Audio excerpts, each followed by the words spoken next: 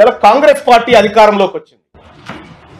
కాంగ్రెస్ పార్టీని ఏ ఒక్కరి అధికారంలోకి తేలే, అందులో నా పాత్ర కూడా ఉంది. నేను 45 నియోజకవర్గాల్లో తిరిగి క్యాంపెయిన్ చేస్తే 42 నియోజకవర్గాల్లో కాంగ్రెస్ పార్టీ గెలిచింది.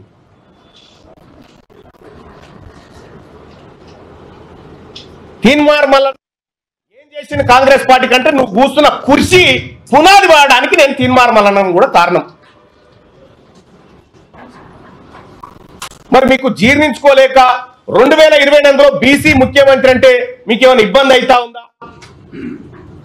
మీకు ఇబ్బంది అయితే మేమేం చేయలేము.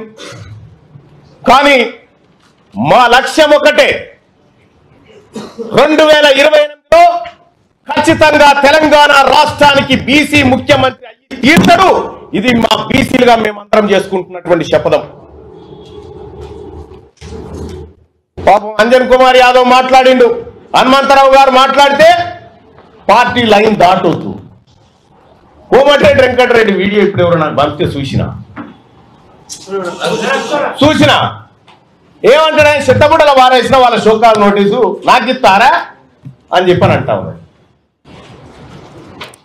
నేను చెప్తా ఉన్నా, మీ షోకాజ్ నోటీసులకు నేను రిప్లై ఇచ్చేంత, లేకపోతే మీ సస్పెన్షన్లకు భయపడేంత పిరికి రక్తంతో పుట్టలే. నేను బీసీ ఓడిగా గర్జించే బిడగ.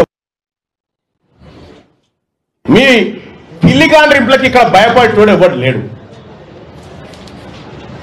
ఇలా కాంగ్రెస్ పార్టీని అడ్డం పెట్టుకొని అధికార పార్టీని రక్షించాల్సిన అవసరం ఉండే. ఏం జరుగుతా ఉంది? 2023 డిసెంబర్లో ఎన్నికలు జరిగితే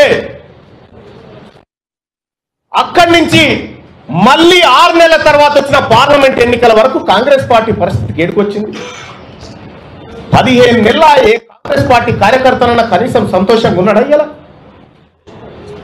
ఎస్, నేను చెప్తా ఉన్నా, నా గెలుపు కోసం, రాహుల్ గాంధీ గారి ఆశయం కోసం పనిచేసినటువంటి కాంగ్రెస్ పార్టీ కార్యకర్తలారా, మీ అందరికీ రుణపడి ఉంటా.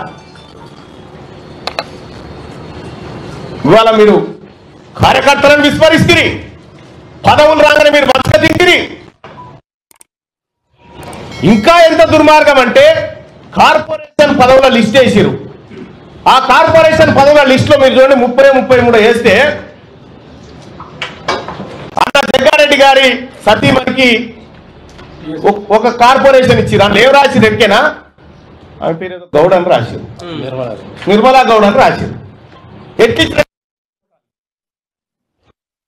ఆమె నల్గొండ జిల్లా యాదాద్రి శోభారాణి గారు ఏమో, ఆమె రెడ్డి సామాజిక వర్గం, ఆమెకి కురుమ సామాజిక వర్గం ఇచ్చినట్టు. బీజేపీ చేయమంటే దేశంలో సాధ్యం కాదని బీజేపీ ఇక్కడ మేము చేసింది మాత్రం అబద్ధమని ఒక దిక్కు బీజేపీ మాట్లాడతారు, వాళ్ళ ఫాలోవర్స్ వివిధ రూపాలలో మాట్లాడతారు. కాబట్టి ఏం తప్పునో చెప్పమంటే చెప్పలేదు. 50 రోజుల కంటే ఇంకా ఎక్కువ టైం కూడా మొన్న కూడా ఇచ్చినాం కదా. రేపు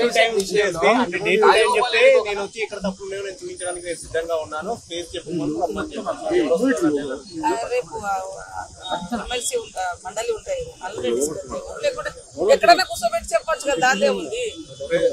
2011లో రాహుల్ గాంధీ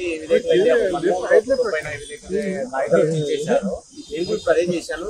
తప్పేముంది, అప్పుడు రాహుల్ గాంధీ చేస్తే తప్పు కాదు, కానీ నేను చేస్తే తప్ప. రాహుల్ గాంధీతో పోల్చుకునే కోమటిరెడ్డికి ఒక న్యాయం, ఆయన గురించి ఆయన బాగా ఆలోచించుకొని మాట్లాడాలి, ఎక్కువ ఆలోచించుకొని మాట్లాడితే బాగుంటుంది చాలా. రాహుల్ గాంధీ గారిని కోట్ చేసినట్టునే ఆయన